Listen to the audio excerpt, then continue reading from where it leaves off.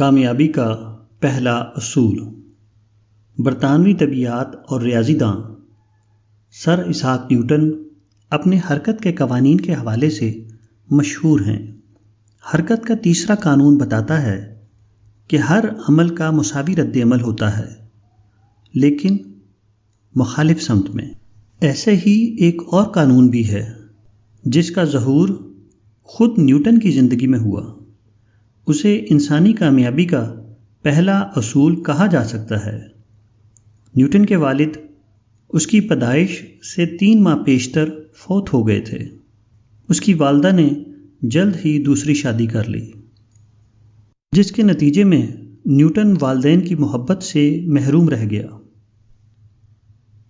Newton کے ایک سوانح نگار نے لکھا ہے، اوائل عمری میں اسحاق نیوٹن کو یتیمی کے دن گزارنے پڑے، جس کی وجہ سے ان کا بچپن خوشگوار نہ تھا۔ ظاہری طور پر یہ نیوٹن کی زندگی میں ایک منفی پہلو تھا، لیکن حقیقت میں اس نے نیوٹن کی زندگی کو نفع بخش زندگی میں بدل دیا تھا۔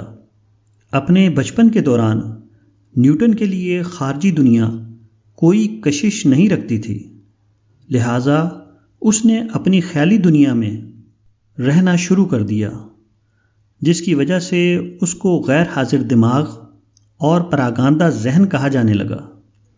لیکن بعد ازاں پتہ چلا کہ نیوٹن غیر حاضر دماغ ہونے کے بجائے ایک نقطہ پر توجہ مرکوز کرنے کی صلاحیت رکھتا ہے۔ اپنی اس دانشورانہ خوبی کی وجہ سے نیوٹن نے عظیم سائنسی قوانین دریافت کیے۔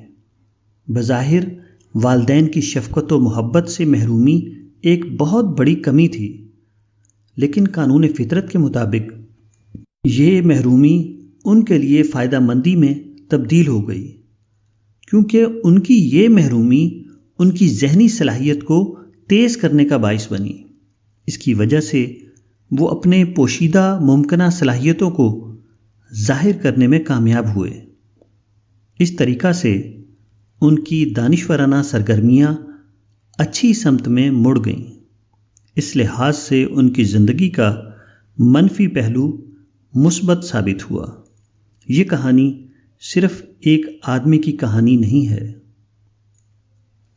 بلکہ اس سے بھی زیادہ یہ فطرت کی کہانی ہے۔ نیوٹن کی زندگی فطرت کے انتہائی اہم قانون کا مظہر ہے، یعنی انسان لامحدود ممکنہ صلاحیتوں کے ساتھ پیدا ہوتا ہے، اس لیے ماں سوائے بے حسی اور مایوسی کے کوئی بھی عنصر اس کی کامیابی کے راستے میں رکاوٹ نہیں بن سکتا۔ اگر انسان مایوس اور بے حس نہ ہو تو اس کی اپنی حقیقی فطرت خود بخود اس کی رہنمائی کا باعث بنے گی اور ناقابل یقین عظمت و احترام سے منزل مقصود پر پہنچائے گی۔ تاریخ میں ایسے افراد کی بہت سی مثالیں ہیں جو آغاز میں ہر طرح کی مصیبت کا شکار ہوئے، لیکن وہ مشکلات دیکھ کر دل برداشتہ نہ ہوئے۔ نتیجتاً ان کی فطرت نے ان کی رہنمائی کی اور انہوں نے مسلسل اپنی توانائیوں اور صلاحیتوں کو اپنی اس منزل مقصود کی طرف گامزن رکھا جس منزل کا وہ اپنی سرگرمیوں کے آغاز میں تصور بھی نہیں کر سکتے تھے۔ اکثر لوگوں کو زندگی میں ناخوشگوار صورتحال کا سامنا کرنا پڑتا ہے۔ مثال کے طور پر یتیمی کے دور سے گزرنا، کسی حادثے کا شکار ہو جانا، کاروبار میں نقصان اٹھانا، تعلیم کا ادھورا رہ جانا، وراثت میں کچھ ہاتھ نہ آنا، اچھی نوکری حاصل کرنے میں ناکام ہو جانا، وغیرہ وغیرہ۔ لیکن وہ لوگ جو اپنی کمزوریوں کے باوجود دل برداشتہ نہیں ہوتے اور اپنی جدوجہد بھرپور طریقے سے جاری رکھتے ہیں، آخر میں وہی لوگ عظیم کامیابیاں پانے والے بن کر ابھرتے ہیں۔